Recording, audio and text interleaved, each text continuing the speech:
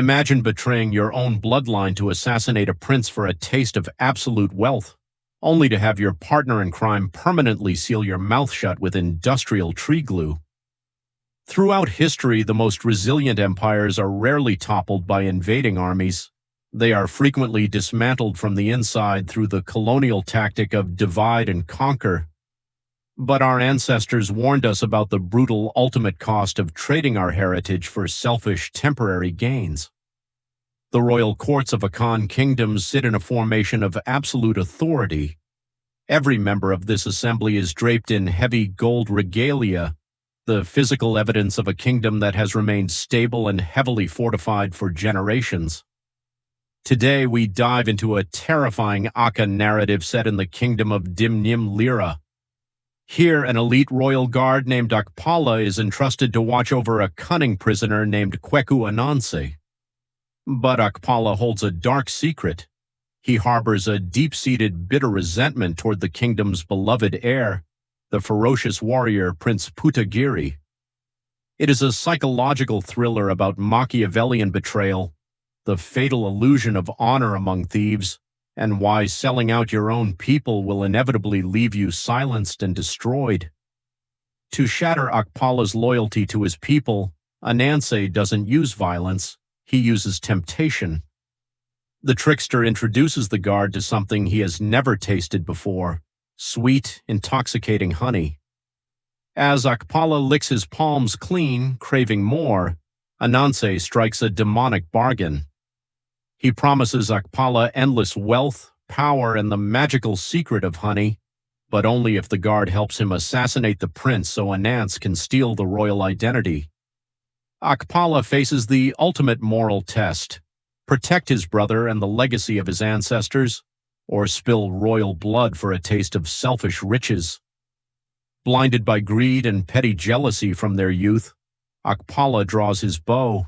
He murders his own kinsman in cold blood, trading his ancestral loyalty for a lie. This tragic betrayal perfectly mirrors the internal sabotage marginalized communities sometimes face today, where proximity, shared history, and trust are exploited by someone blinded by their own ego.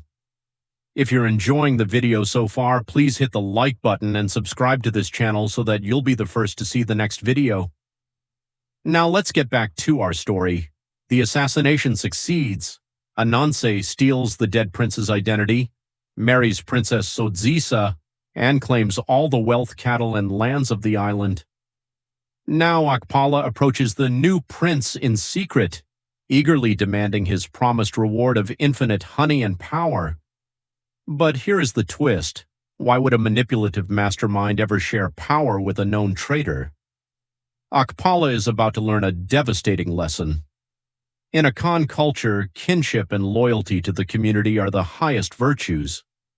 By severing this sacred bond and spilling royal blood, Akpala hasn't just committed a crime, he has stripped away his own ancestral protection, leaving himself entirely vulnerable to the trickster's web.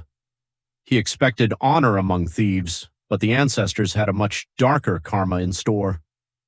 Anansi smiles warmly and tells the traitor to open his mouth wide so he can finally bless him with the magical secret of honey. He strictly orders Akpala not to swallow or speak. Akpala excitedly obeys. But instead of honey, Anansi pours heavy industrial tree glue down the guard's throat, permanently sealing his lips shut.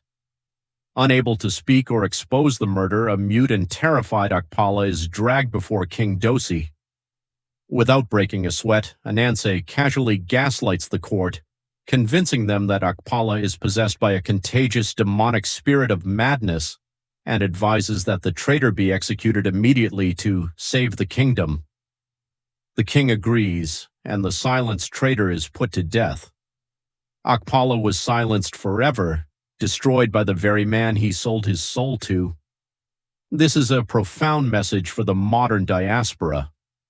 When we prioritize individual greed over collective unity, we lose our voice, our history, and our future.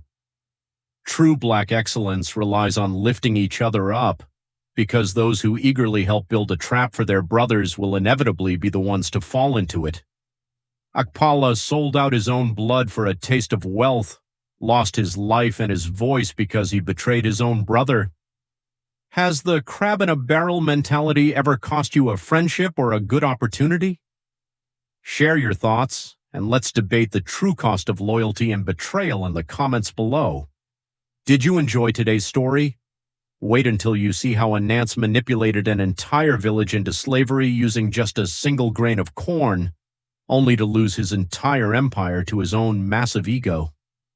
Click the subscribe button, like and share this video, and comment to enjoy more stories like this to uncover the ultimate lesson in extortion and karma.